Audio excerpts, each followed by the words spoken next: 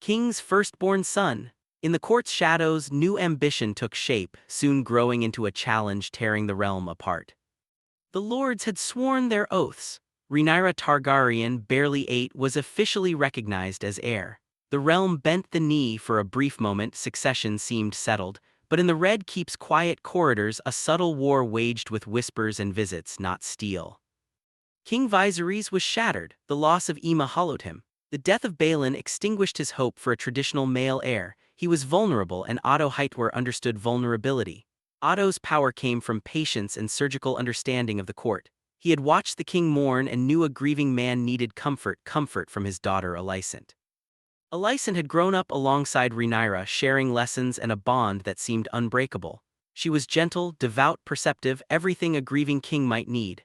In the evenings, Alicent visited the king's chambers with books, tea, and quiet words. The king began depending on her. To the court, it seemed kindness, but it was Otto's maneuvering. Rhaenyra noticed little at first. Her friendship with Alicent was genuine. They spent days in gardens, libraries, and the Dragonpit, but whispers spread. Servants spoke of the king's fondness. Lords noticed Alicent leaving the king's solar late. In 106 AC, the truth crashed down. Viserys announced he would marry Alicent, not Lena Velaryon, the expected choice of Valyrian blood to heal rifts with House Velaryon. The announcement shocked the realm. The Velaryons were insulted. Rhaenyra was blindsided. Her closest friend was now her stepmother, expected to give the king's sons, challenging everything promised to her. The wedding was small and quiet. The friendship between Rhaenyra and Alicent cracked. The prospect of a male heir loomed like a storm cloud. Alicent began changing, dressing in Hightower green, taking her place beside the king. Soon she was with child. Everyone knew a son's birth would challenge Rhaenyra's claim and revive male inheritance precedent. When the child came in 107 AC, a healthy boy named Aegon, evoking the conqueror, the realm held its breath. Viserys held the infant, smiled, and said nothing of succession. Otto must have felt the first crack in his design. Viserys refused to replace his daughter, clinging to the oaths sworn to her. The court was baffled. Tension simmered. Rhaenyra watched, knowing her claim had become a question mark. Lords murmured a girl's claim was provisional. The term green emerged, associated with Hightower allegiance. They discussed Andal custom and the Great Council, speaking of inevitability without open rebellion. Viserys remained stubborn. When Otto pressed in council, citing stability, Viserys cut him off. "She is my heir and I will hear no more of it." But words could not silence whispers. The Greens grew bolder, viewing Rhaenyra's claim as temporary. The court split into camps, blacks loyal to Rhaenyra, Greens waiting for the king to die or see reason. The child Aegon II grew, unaware his existence was a political weapon. Alicent prepared him for a throne her husband would not grant. Viserys's refusal created a vacuum where both sides claimed the future. Rhaenyra's authority remained but was questioned. Every glance became a signal. The dance had begun long before dragons took flight. The grand tourney of 111 AC would sharpen the lines. By Aegon's birth in 107, the court was a nest of conspiracies. Viserys refused to name his son heir, clinging to oaths to Rhaenyra, but Alicent and Otto did not surrender. They waited and schemed as the princess grew. For 4 years tension simmered. In 111 AC it boiled over in a spectacle of steel, blood, and silk. King Viserys announced a grand tourney to celebrate Prince Aegon's 5th name day, a display of unity. It became the moment hidden fractures cracked open, centered on 2 young women. Queen Alicent arrived in deep green, a deliberate statement. Princess Rhaenyra, now 14 and defiant, wore shimmering black trimmed in red. Courtiers saw them seated apart, each with attendants, and whispered. The queen's party became the greens, the princesses the blacks. Colors became battle standards before swords were drawn. The tourney was violent as grand tournaments are. Knights sought glory, but real drama unfolded off the field. Prince Daemon returned after exile in the Stepstones. Viserys welcomed him, but Daemon's eyes were on Rhaenyra. He spent time with her, teaching swordplay, whispering of Targaryen exceptionalism, telling her the throne was hers by right. The Greens saw danger, the Blacks saw strength. The divide hardened. Daemon influenced Rhaenyra and the court noticed. The tourney ended with a champion, but real victory belonged to no rider. Seeds of the dance were sown. The king believed his will would hold, but nobility had chosen sides. Lords who swore fealty to Rhaenyra in 105 whispered of Aegon's claim. The realm's delight found herself surrounded by adoration and suspicion. She was no longer a child but a pawn in a game she had not chosen. yet she refused to remain one. With Daemon's return, she understood the throne would not come peacefully. The Greens would not surrender, the Blacks would not retreat. Green and Black would soon be soaked in blood. The tourney of 111 was a prelude. The sea snake was watching, his sails unfurled. The tourney had drawn a line through the court. Alicent wore green to signal the hunt. Rhaenyra answered in black and red. Stability was illusion. Viserys understood a throne balanced on a single point could topple easily. The point teetering now was House Velaryon's loyalty, grievously wounded when Viserys chose Alicent over Lena Velaryon after Aemma's death. To Corlys Velaryon it was a political insult. He had offered wealth, fleet, and dragon blood through his wife Rhaenys Targaryen. Viserys preferred Hightower whispers. The rift festered. Corlys had built a power rivaling the crown. Losing the sea snake meant losing the sea. Viserys sought to mend it with marriage. In 114 AC, Rhaenyra, now 17, would wed Sir Leonor Velaryon, Corlys and Rhaenys' son. It promised to unite the two most powerful dragon-riding houses. Blood of old Valyria joined again, Velaryons bound by blood. The king believed this would silence whispers and secure succession, but politics has hidden depths. Leonor was a brave knight and skilled rider of honor, but he found no pleasure in women. His heart belonged to men.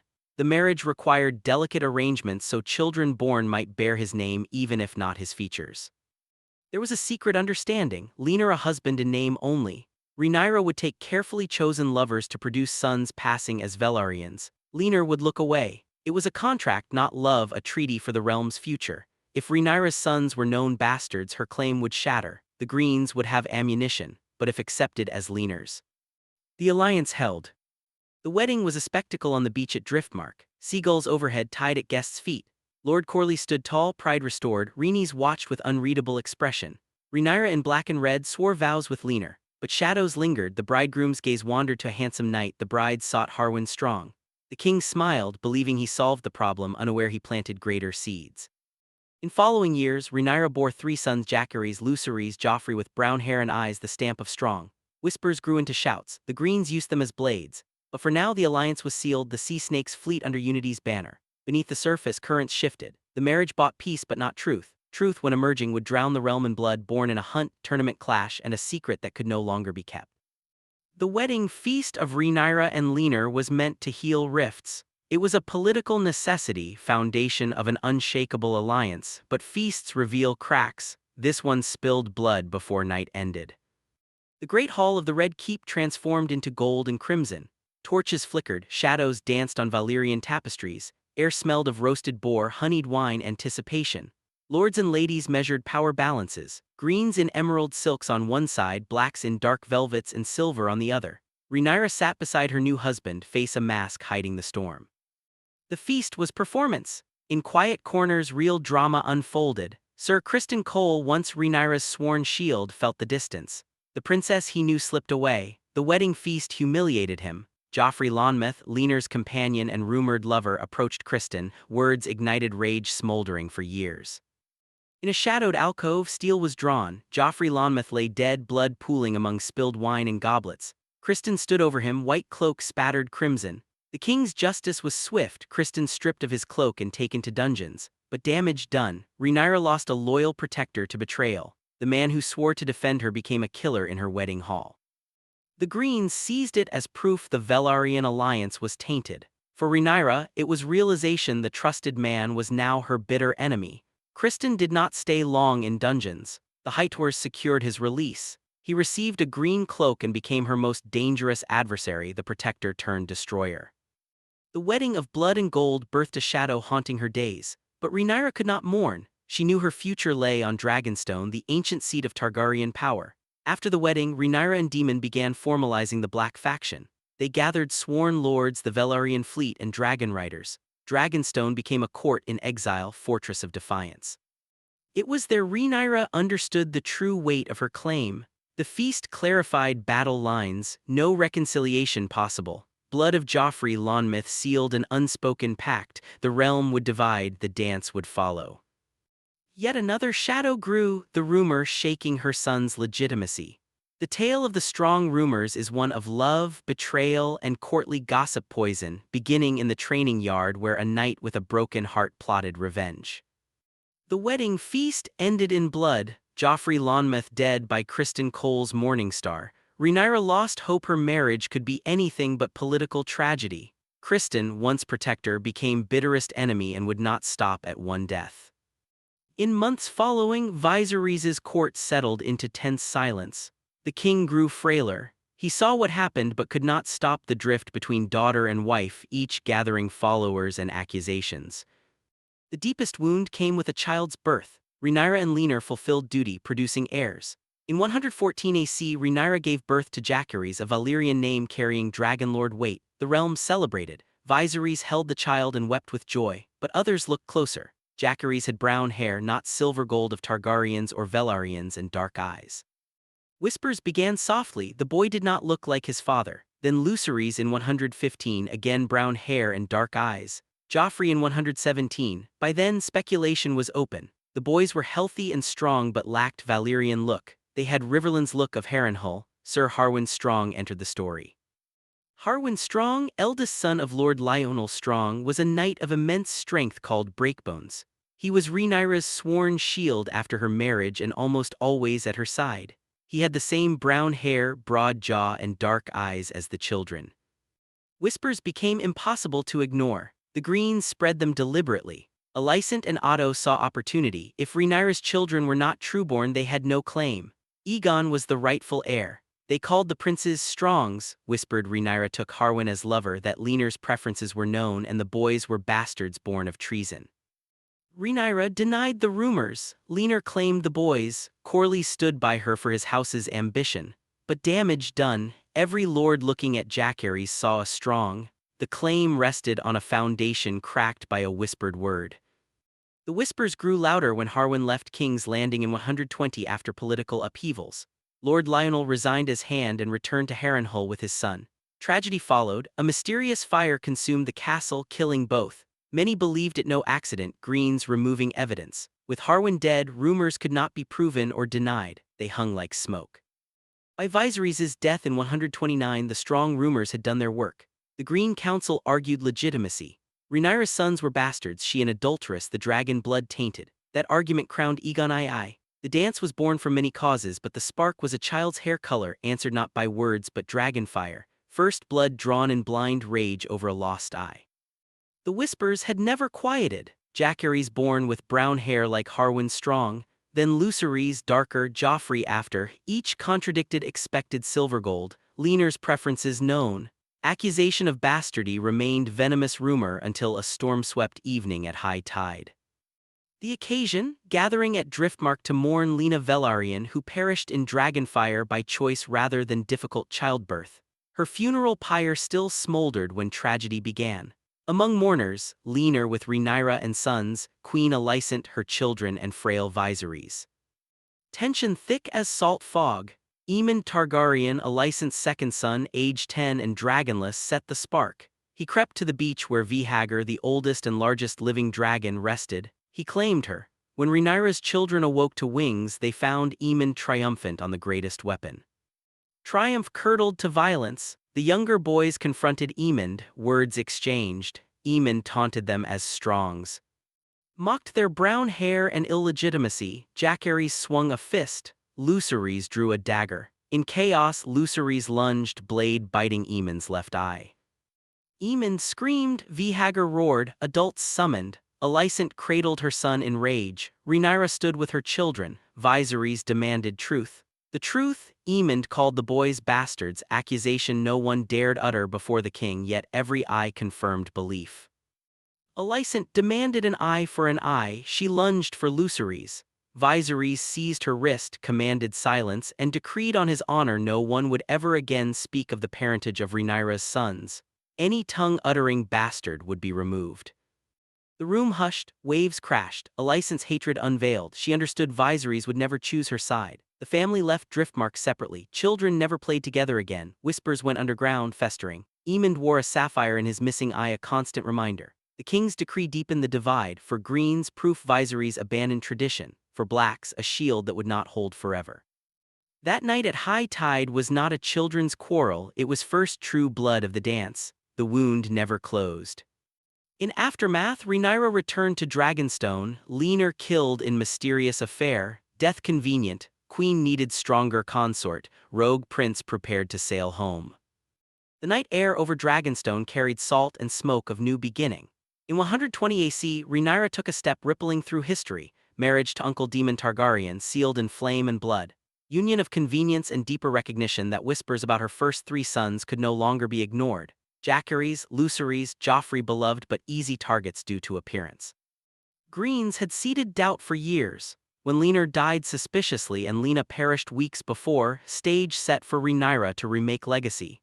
Within a fortnight, she and Daemon married secretly on Dragonstone in old Valyrian tradition, dragon fire and blood, no septons. It shocked the court, unauthorized, scandalous even for Targaryens.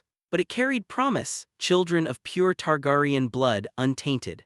Aegon the Younger born autumn 120, silver gold hair and violet eyes, parentage unquestionable, 2 years later Viserys named for the king.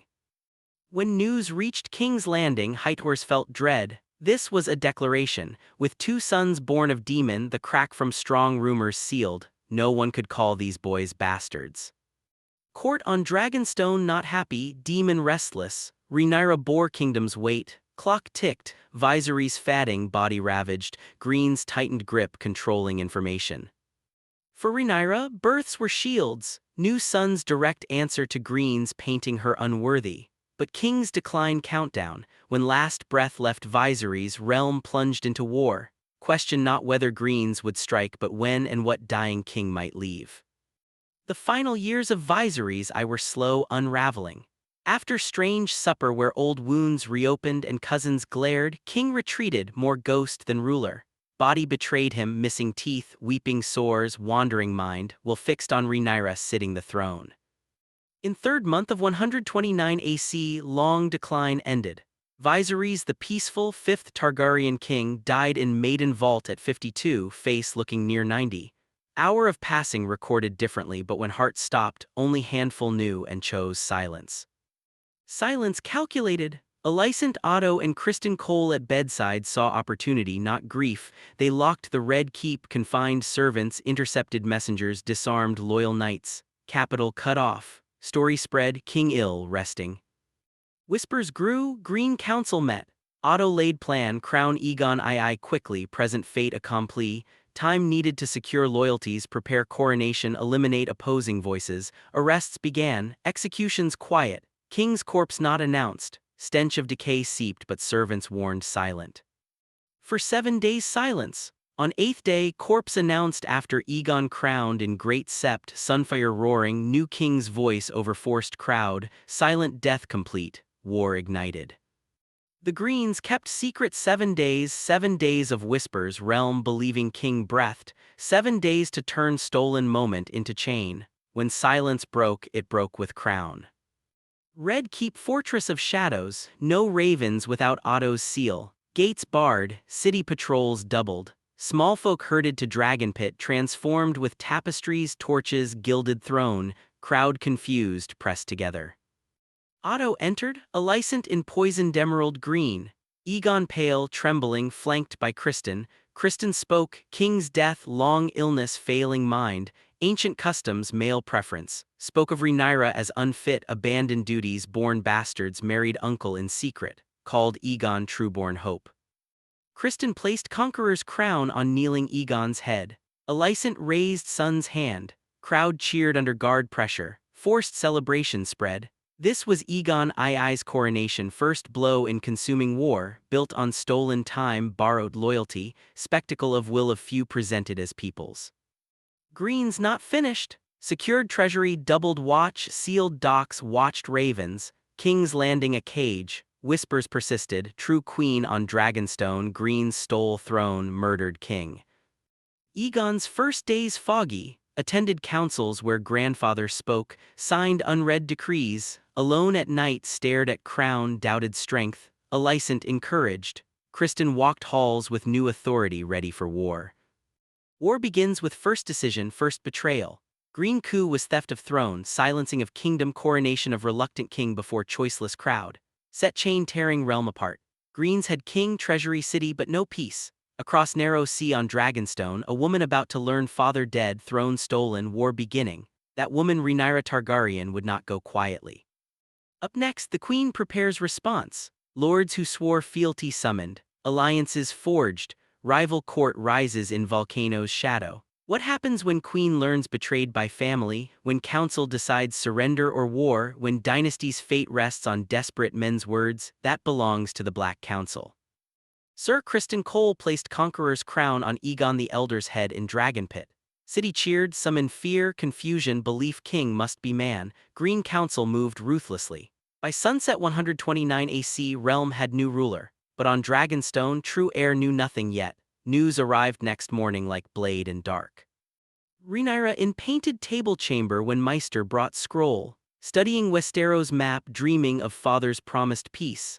Maester's voice cracked reading, Viserys dead, half-brother Aegon crowned, silence not shock, silence of heart torn and trampled. Rhaenyra did not weep or rage, stood frozen. Father who named her heir at 8 made lords swear, defended against accusations, gone, widow and sons stole everything. Hand went to belly, she was with child again. Grief and fury pressed until she could barely breathe. They have killed him, she whispered with certainty. Believed Green's hastened end. Second raven or loyal servant brought small wooden box, father's crown, simple golden ruby circlet Viserys preferred. Greens used conquerors for Aegon, but this true symbol of will. Rhaenyra pressed it to chest. Tears came, wept for man who held her as child, taught her to ride Syrax, told her she would be queen, wept for herself, now claimant, rebel woman at war with half her blood. Daemon found her clutching crown, no comfort. Crown yourself, he ordered. Rhaenyra, it should have been my father. Daemon, your father is dead, his wish is you sit the Iron Throne, so sit it. She wanted peace, proof of oaths, envoys, negotiations to avoid bloodshed. Daemon believed in fire and blood striking first. Black Council gathered in painted table chamber. Daemon at one end, hand on dark sister. Corlys Velaryon arms folded, Rhaenys beside him, knights and captains loyal. Daemon, attack King's Landing immediately. Aegon weak, rule sham, city full of Viserys lovers with dragons, win before sunset tomorrow. Rhaenyra refused, would not begin reign, sacking father's city. Debate raged, Rhaenys watched with pity and admiration. Rhaenyra stood, placed father's crown on head. She was Queen Rhaenyra Targaryen, first of her name. Coronation improvised. Maester placed crown, Daemon, Corlys, Rhaenys knelt, one by one Black Council bent knee. Debate continued. Rhaenyra would send envoys to secure alliances, especially Starks, Arryns, Baratheons. Compromised, send envoys but prepare dragons. First envoy her son Lucerys to Storm's End on Arrax to seek Borros Baratheon's allegiance. As Lucerys mounted and took to sky, Rhaenyra watched from walls, praying he return. War not begun, but Black Council made choice. Dance about to take first terrible step. The crown of the Conqueror rested on Rhaenyra's brow as she stood before flickering torches of Dragonstone's great hall. But crown is not kingdom, title not army. Across narrow sea, half-brother Aegon sat Iron Throne with Hightowers, Lannisters, cowed crownlands. Rhaenyra needed allies, swords and banners of great houses, none as crucial or fickle as Stormland's lords. Lord Borros Baratheon had not sworn oath personally. His father Bormund had pledged in 105. But Bormund dead, Borros inherited freedom to choose. Both sides recognized Storm's End importance. If Borros for Aegon, Black's bottled on island. If for Rhaenyra, Green's enemy at back. Rhaenyra chose messenger, Prince Lucerys Velaryon, barely 14, riding Arrax. Carried mother's letter of friendship, reminder of oath, generous offers including marriage pact. Lucerys flew south, shadow over waves and cliffs. Storm's End rose like fist of black stone, courtyard landing, led to round hall, throne of antlers and black iron, Borros big, broad-shouldered, impatient, daughters whispering. Lucerys knelt, presented letter, spoke words, Borros did not open it. Your mother asks me to honor oath I did not swear, my father good man but dead, I am lord now, do what best for house. Lucerys pressed. Borros' other prince came before. Aemon Targaryen with larger dragon offered marriage pact. Aemon stepped from shadows, sapphire in empty socket, confidence of winning hand, ignored Lucerys, addressed Borros. Boros weighed, decision not difficult. I am sorry, Prince Lucerys cannot honor request. Father's oath died with him, will not risk lands and people for woman's claim. You may leave. Lucerys bowed, turned, walked out. Behind Aemon's mocking voice, as Lucerys mounted Arax, sky gray, wind howling. Aemond followed. You took my eye, Lucerys, now I take something of yours. Lucerys kicked Arax into air. Chase began over Shipbreaker Bay, Arax fast but young. Vhagar monster ancient scarred, Aemond toying with prey. Vhagar lunged, Arax tried evade, Storm caught him. Vhagar's jaws snapped around Arax's neck. Scream, cracking bone, Arax torn apart. Lucerys fell, spinning through rain into waves, body never recovered, he was 14. Political dispute transformed into total annihilation war. Blood feud, Rhaenyra lost son, Daemon lost nephew, blacks could not let stand, greens drew first blood from child, no peace possible. News to Dragonstone, Rhaenyra's grief fury igniting war councils, she wanted vengeance. Daemon gave plan, a son for a son, greens took Lucerys he would take from them. Plan simple, brutal, anonymous, sent blood former city watch brute and cheese rat catcher, invisible, used secret passages, found Queen Helena with children in bedchamber, knife to throat, forced Helena choose which son die, Yehares 6 or Maelor 2, she whispered name, they killed Yehares anyway, left screaming queen and blood-soaked bed. Psychological destruction complete, greens hardened, Aegon raged, council paralyzed, no wall high enough against such vengeance. Horror of blood and cheese did not break greens, it hardened them. Alicent wept for grandson. Aegon burned with fury, Aemond ghost of guilt and rage. Criston Cole set trap baited with Rook's Rest. Rook's Rest minor holding, Lord declared for Rhaenyra. Criston marched with army, hidden, Aemond on Vhagar, lure black dragon ambush 2 against 1. Rhaenyra's advisors urged caution. She sent Princess Rhaenys on Melis, the Red Queen swift, fierce, Rhaenys 55 veteran, no fear. Battle over burning fields of Rook's Rest, Aegon on Sunfire joined, Melis struck Sunfire ferociously, Aegon fell, leg crushed, trap sprung, Vhagar rose like mountain of shadow, slammed into Melis, maelstrom of fire and blood, Vhagar ripped Melis apart, Rhaenys fought to end, wounding Vhagar but hopeless, Melis crashed, Rhaenys found broken but calm in wreckage. Death of Rhaenys, queen who never was, shockwave, symbol of pride, grandmother of Rhaenyra's sons, experienced advisor, loss shifted power balance. Greens paid price, Aegon burned, broken, leg shattered, Sunfire crippled, Criston wondered if gambled too high. News to Rhaenyra, face stone, Daemon silent, Corlys' grief terrible, Rhaenyra could not lose more riders, needed more, called upon Dragonseeds, bastards of Dragonstone with dragon blood. Jacary's proposed radical idea, call upon baseborn with Targaryen descent to claim unclaimed dragons, gamble but desperate, proclamation issued, they came. Hughhammer claimed Vermithor, Ulf the White Silverwing, Adam of Hull Seasmoke, Nettles Sheepstealer. Democratization of dragon power, commoners now commanded weapons leveling castles. Thrilling, terrifying, potential for betrayal immense but no choice against Vhagar. With new strength, blacks targeted exposed King's Landing. Main Green Army marched west. Plan, Daemon and riders seize gates and pit, Rhaenyra descend on Red Keep. Morning attack, 7 dragons crossed bay, Daemon on Carax's led charge, chaos, city fell. Alicent captured, Rhaenyra took Iron Throne, blades bit her flesh. Blood seeped, she held worthy. Triumph fragile, Aegon escaped, Green Army threat, Dragonseeds unpredictable, Hugh and Ulf whispered. Rhaenyra sat on throne bleeding, victorious, half-year queen reign begun though short, throne would cut her again. Iron Throne seat of power but city corpse, treasury empty, small folk suffered, taxes imposed, paranoia grew, executions, butcher's ball, small folk rioted, called her meager with teats. Dragonseeds betrayed, Hugh and Ulf defected to Greens with Vermithor and Silverwing, Rhaenyra ordered Adam's arrest, he fled, Corlys withdrew fleet, coalition crumbled.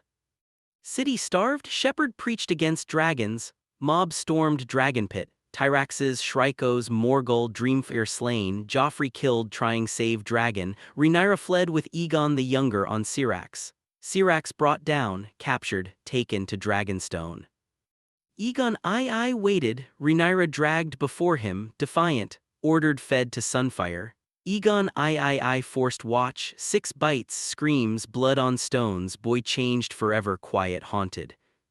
Rhaenyra gone? Aegon II returned to ruined capital, war continued, poisoned by own men, died, Aegon III ascended, dance ended, dragons nearly all dead, Rhaenyra's reign declared illegitimate, name struck but bloodline survived through sons, victory in legacy. Her story echoes ambition, betrayal, fire and blood, a woman who claimed the throne, fought, died for it, realm rejected crown but not her children, that is enduring power of her claim. What did you think of this journey? I'd love your thoughts in comments. If it changed your perspective, subscribe for more, share with others, these conversations matter. Tonight we're diving deep into the full history of Rhaenyra Targaryen's claim to the Iron Throne. This is one of those tales layered with hidden depths and complexities, but I'll keep the tone calm and steady so you can settle in and absorb the story. Thank you to everyone who's been joining these sessions regularly. If you're falling asleep to this tonight, let me know in the comments how many nights in a row you've been here. And if this is your first time, just drop a comment saying, Night 1. Now let's return to the video. Picture this, the height of the Targaryen dynasty. The year is 97 after the conquest and the world bathes in the golden light of a long, prosperous peace. The old king, Viserys I, sits upon the Iron Throne, a seat forged from 1,000 blades in the fire of Balerion the Black Dread. The realm stands at its zenith. Dragons soar over the Blackwater, their shadows stretching across King's Landing like the wings of gods themselves. More dragons live now than at any point since the doom of Valyria, and the power of the Iron Throne feels absolute, unshakable, and eternal. It is into this world of fire and blood, of silver gold hair and ancient majesty that a princess is born on the island of Dragonstone. Her name is Rhaenyra, daughter of Prince Viserys and his wife Lady Aemma Arryn. From the moment she draws her first breath, she becomes the darling of the court, a child of pure Valyrian blood, destined for greatness in a world that has never seen a woman wear the crown of Aegon the Conqueror. To truly understand Rhaenyra's claim, we must first grasp the fragile nature of the peace into which she was born. The Targaryens were not merely kings, they were dragon riders, a race set apart from the lords and smallfolk they ruled. Yet their power was always haunted by one recurring question: who has the right to lead? In the year 101, just a few years after Rhaenyra's birth, a great council was summoned at Harrenhal to settle a succession dispute. The old king's sons had died, and the realm faced a choice between 2 branches of the family tree. On one side stood Rhaenyra Velaryon, grandson of the king's eldest son, on the other stood Viserys, grandson through a younger son. The council chose Viserys, establishing a precedent that many believed was now written in stone. The crown must always pass to a male heir, and a woman, or a line descending through a woman, could not sit the Iron Throne. This decision, made in the smoky, cavernous halls of Harrenhal, would become the ghost haunting Rhaenyra for the rest of her life. It formed the legal foundation her enemies would later use to try stripping her of her birthright. As Rhaenyra grew, she earned the title the realm's delight. A girl of spirit and beauty, she was often seen at her father's side as he navigated the complexities of ruling the 7 kingdoms. At the age of 7, she bonded with the dragon Syrax, a creature of yellow scales and fierce loyalty. Together they became a common sight in the skies, a princess and her dragon embodying the majesty of House Targaryen. But beneath the surface of this idyllic childhood, a storm brewed. Her father, King Viserys, was a kind man who loved peace, yet he desperately wanted a son. His wife Aemma endured many failed pregnancies, and the pressure to produce a male heir weighed heavily on the entire family. Every lost child made the question of succession louder. If Viserys died without a son, the throne would pass to his brother, Daemon Targaryen, a man of great ambition, a warrior of dark moods, and a prince many on the king's council feared.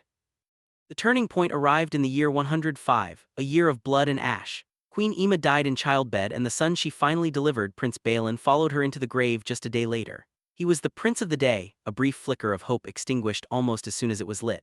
In his grief and frustration with his brother's perceived callousness, King Viserys did something that shocked the realm.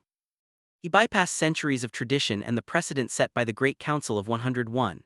He named Rhaenyra, his only surviving child, as his official heir. He didn't merely speak the words, he made it law. He summoned the lords of the 7 kingdoms to King's Landing, and in the Great Hall of the Red Keep they knelt before the 8-year-old girl. They swore solemn oaths of fealty, promising to defend her right to the throne against any challenger. Stark, Tully, Baratheon, Lannister, they all bent the knee. It was a moment of supreme triumph for Rhaenyra, but it was also the moment the seeds of the greatest civil war in history were sown.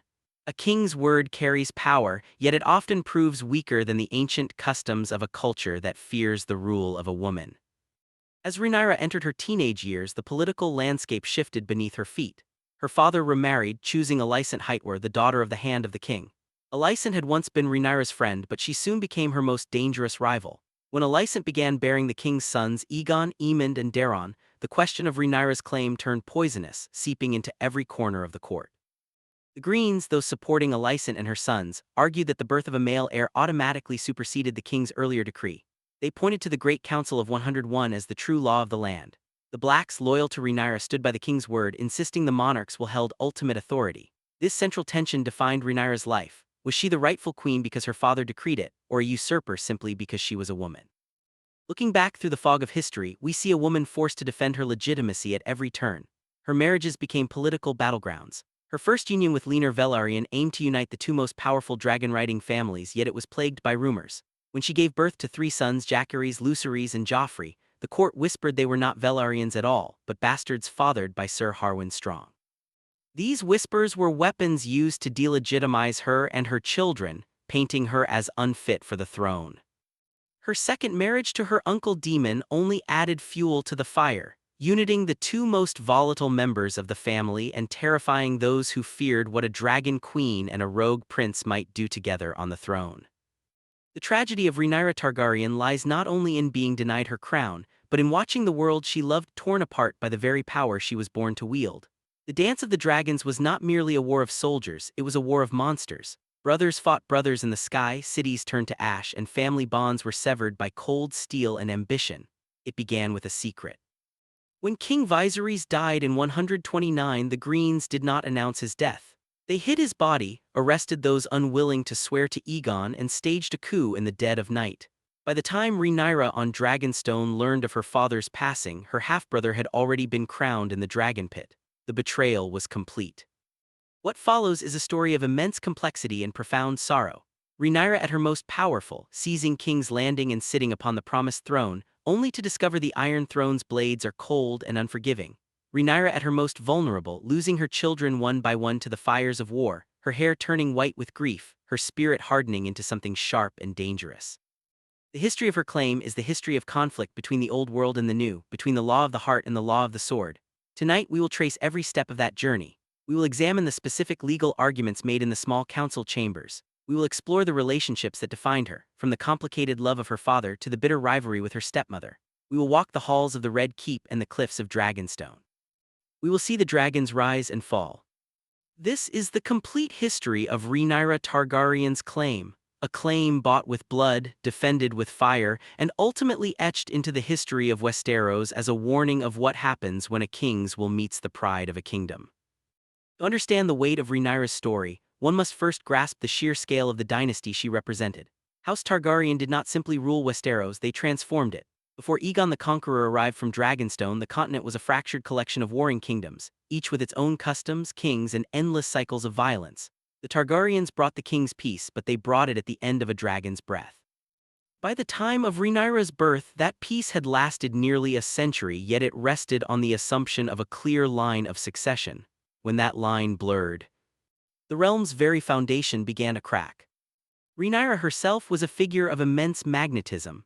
Early records describe her with classic Valyrian features, eyes the color of violets and hair like spun silver and gold. But she was more than a symbol, she possessed sharp intellect and a fierce sense of justice. She grew up at the center of the court, only to watch the world move away from her as she aged. The transition from the realm's delight to the half-year queen remains one of the most dramatic arcs in all of fantasy literature, speaking to the universal struggle of individuals caught in the machinery of history. As we dive deeper, we will explore the year 105 in detail. This was the year that changed everything. We will examine the death of Queen Aemma, a moment often glossed over in shorter histories but essential to Viserys' mindset. His decision to name Rhaenyra heir was not merely political. It was an act of love and a desperate attempt to atone for the tragedy that had befallen his wife. Yet in Westeros, love makes a dangerous foundation for law. We will see how the lords of the realm, from the proud Baratheons to the stoic Starks, reacted to this decree. We will hear the echoes of their oaths as they swore to defend Rhaenyra's rights. We will also examine the Green Council, the group of conspirators who met after Viserys' death. This was pure political theater, a high-stakes gamble deciding the fate of millions. We will explore the motivations of Alicent Hightower. Was she a villain, or a mother protecting her children from a rival who might view them as threats? We will look at Otto Hightower, the hand whose ambition for his bloodline drove much of the conflict, and at Aegon II, a young man who perhaps never wanted the crown but was forced to wear it. The war itself, the Dance of the Dragons, is a masterclass in tragedy. We will follow Rhaenyra's movements from learning of the betrayal to her final heartbreaking moments on Dragonstone. We will cover the Battle of the Gullet, the fall of King's Landing, and the storming of the Dragonpit, an event signaling the beginning of the end for the Age of Dragons. We will see how Rhaenyra, once the beloved princess, became a figure of fear and resentment for the people of King's Landing who suffered under the taxes and violence of war. Yet even in darkness, threads of hope remain. Rhaenyra's legacy did not end with her death. Through her sons Aegon III and Viserys II, her bloodline continued to sit the Iron Throne for another 150 years. The very people who fought to keep her off it ended up ruled by her children, a bitter irony adding complexity to her claim. She may have lost the war, but in the long lens of history, her lines survived. As we prepare for this long-form journey, settle in. Let the details of this ancient world wash over you. We will explore the nuances of Valyrian law, the geography of the Seven Kingdoms, and the psychological depths of the characters. This is not merely a list of dates and battles, it is a deep dive into the human heart and the price of power. We will examine the role of the Maesters, the influence of the Faith of the Seven, and the lingering magic of dragons. We will ask what it means to be a rightful ruler and what happens when the world refuses to accept you for who you are. Rhaenyra Targaryen's story is one for the ages, a tale of a woman who refused to be forgot, who fought for what she believed was hers, and who left an indelible mark on the world. So let us begin at the beginning. Let us return to the year 97, to the birth of a princess on a windswept island, and follow the trail of fire and blood leading all the way to the Iron Throne. Think of the silence in the Red Keep on the night King Viserys took his last breath. The king had been a shell of his former self for years, his body ravaged by a slow-moving sickness mirroring the decay of the peace he had worked to maintain. He died in his sleep, perhaps dreaming of the dragons of his youth or the wife he lost so many years before. But while the king found peace, the castle buzzed with frantic whispered activity. Queen Alicent and Sir Criston Cole, Lord Commander of the Kingsguard, knew every second mattered. If Rhaenyra, away on Dragonstone, learned of her father's death before they secured the city, their cause might be lost. This was the beginning of the end. The Green Council met behind closed doors while the king's body grew cold above them. They debated, argued, and plotted. Some spoke of the oath sworn to Rhaenyra, but those voices were silenced by the pragmatic, cold-hearted logic of Otto Hightower. He argued that Rhaenyra's husband Daemon would be the true power behind the throne and that his reign would bring blood and vengeance. He played on the council's fears, convincing them their only hope for survival was to crown Aegon. This moment of betrayal is the fulcrum upon which the entire history of Westeros turns. Had the council stayed true to the king's will, the dragons might never have died and the Targaryen dynasty might have lasted 1,000 years. But the human heart is fickle, and the lure of power often stronger than any oath. Rhaenyra's claim was not just legal, it tested the realm's character. In the end, the realm failed that test. As we go through the chapters, we will see the consequences of that failure. Vhagar and Carax's meeting in the sky over the God's Eye in a battle still discussed in Westeros centuries later. The courage of the Dragonseeds, common-born dragon riders answering Rhaenyra's call. The loyalty of the North as the Winter Wolves marched south for a queen they had never met, simply because their ancestors swore an oath. There is profound sadness in Rhaenyra's story, but also profound strength. She was a woman constantly told no by a world unready for her, told she couldn't be heir because she was a girl, told her children weren't legitimate because of their hair color, told she couldn't rule because she was too emotional or vengeful, yet through it all she never wavered in her belief that the throne was hers. She was the king's daughter, the chosen heir, and the blood of the dragon. As you listen, imagine the wind whistling through Dragonstone's towers, the heat of a dragon's breath, and the cold steel of the Iron Throne. We will uncover the truth behind the legends, the people behind the names, and the reality of a war that changed the world forever. This is the history of a queen lost to time but whose story remains more relevant today than ever, a story of ambition, betrayal, and the enduring power of a claim that refused to die. We will examine the social structures of the time, how women were viewed in noble houses, and rare exceptions like the Mormonts of Bear Island or the Dornish, who held different ideas about succession. We will see how Rhaenyra's claim challenged the status quo and why that terrified the men in power. We will explore dragons as symbols of legitimacy. If a dragon accepts you, do the gods choose you? These were the questions Westeros asked as the world burned. We will not shy from the darker parts. The dance was brutal and Rhaenyra was no perfect hero. She made mistakes, let grief cloud her judgment, and grew paranoid and cruel in her final days in King's Landing. Yet she was also a victim of a system designed to destroy her. To understand her claim, we must see her as a whole person: the princess, the mother, the dragon rider, and the queen. Let us take this journey together. Walk through the ruins of Harrenhal and the gardens of the Red Keep. Listen to the roar of dragons and the whispers of courtiers. By the end, you will understand not just the history of Rhaenyra's claim but the very soul of House Targaryen. You will see why this story continues to captivate us, why it feels so vital and tragic. This is the complete, unfiltered history of the woman who would be queen, the first of her name and the mother of kings. The story of Rhaenyra is a story of echoes. Oaths sworn in one century echo into the next. The fire of one dragon echoes in the birth of another, and the claim of one woman echoes in the struggles of all who come after her. It begins in peace and ends in ash, but between lies a world of wonder and horror we are about to explore in exhaustive detail. Breathe deep, relax, and let the history of the Dragon Queen unfold. Every detail matters: the way a lord looked at Rhaenyra during her father's feast, the way a knight sharpened his sword before the first battle, the way clouds gathered over the Blackwater on the day war began. These small things weave the grand tapestry of history, and tonight we will examine every one. We will leave no stone unturned, no secret unrevealed. This is the definitive account of Rhaenyra Targaryen's claim to the Iron Throne. As we move forward, keep in mind the three pillars of her claim: the king's will, the fealty of the lords, and the blood of the dragon. These were the foundations of her power but also the targets of her enemies. We will see how each pillar was chipped away until the structure crashed down, yet even in the rubble, the essence of her claim remained, waiting to be reclaimed by her descendants. This is a story about the weight of the past and the uncertainty of the future. It is about what we inherit and what we choose to build. Above all, it is about the fire burning within us all, the desire to be seen, heard, and recognized for who we truly are. Rhaenyra Targaryen burned with that fire, and tonight we tell her story.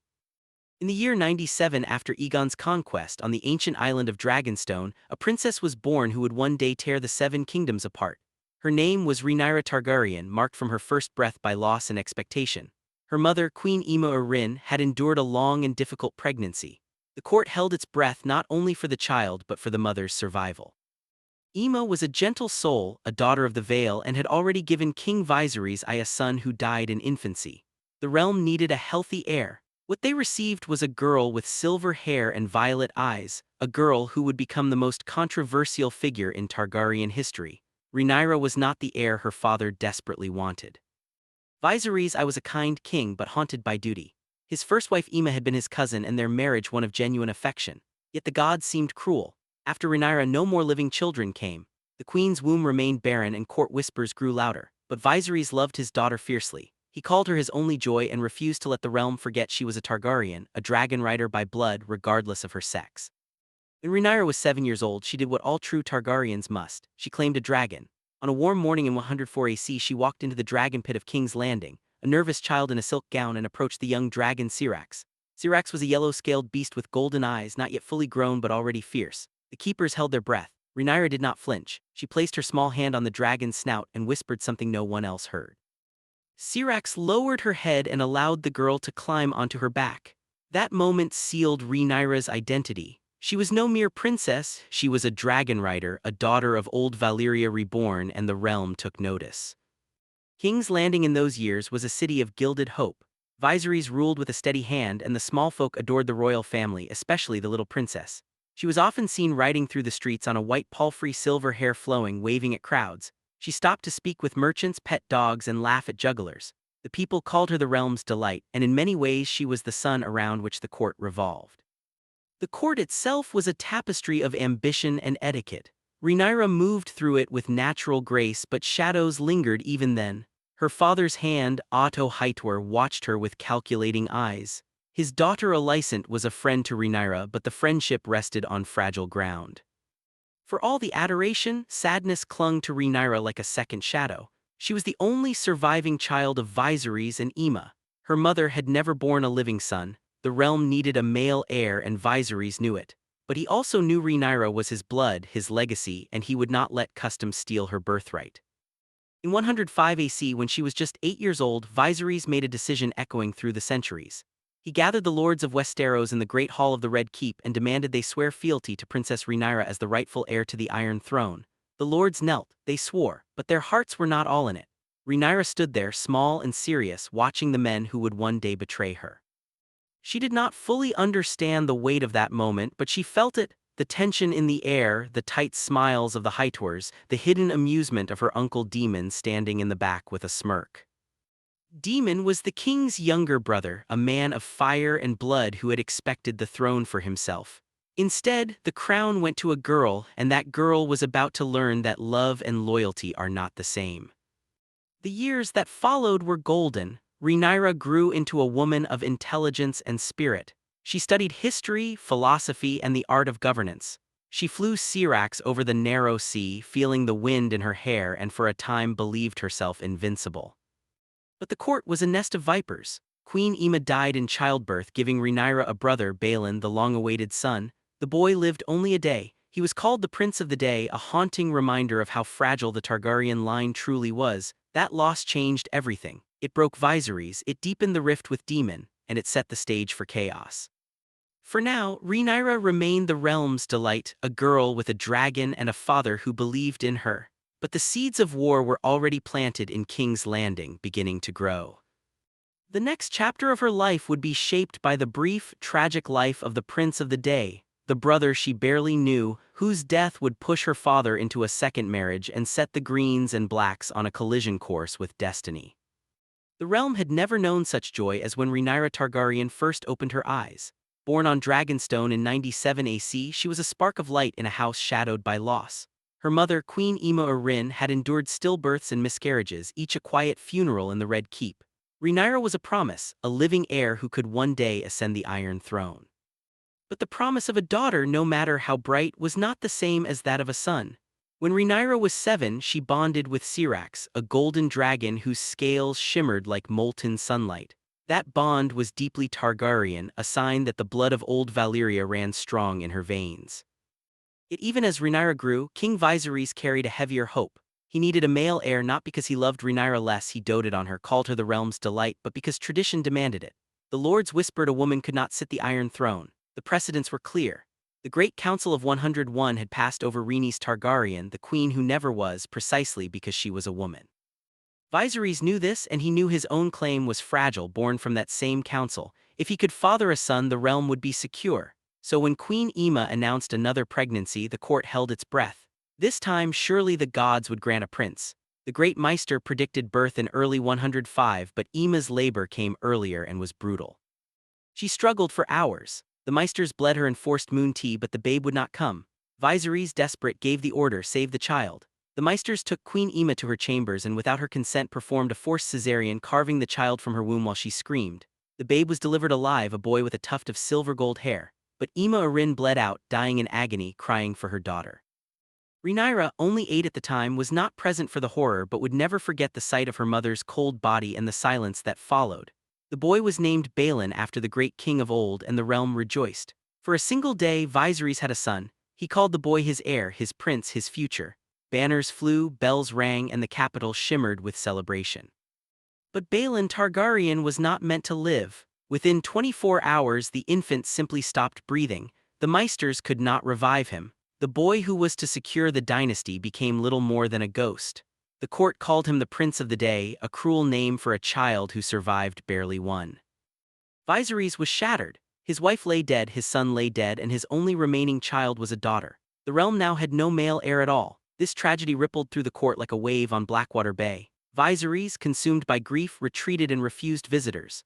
The small council feared chaos, with Prince Daemon Targaryen, the king's younger brother, positioned as the closest male relative. Daemon was everything Viserys was not: bold, reckless, charming, and ambitious. He had served as a knight, led city watch patrols, and commanded loyalty from the commons. With the king's sons dead, Daemon leaned into his position, styling himself Prince of the City. He threw lavish feasts, drank with small folk, wore a golden circlet that seemed almost a crown. In one infamous moment at a tavern in the Street of Silk, he toasted to the heir for a day.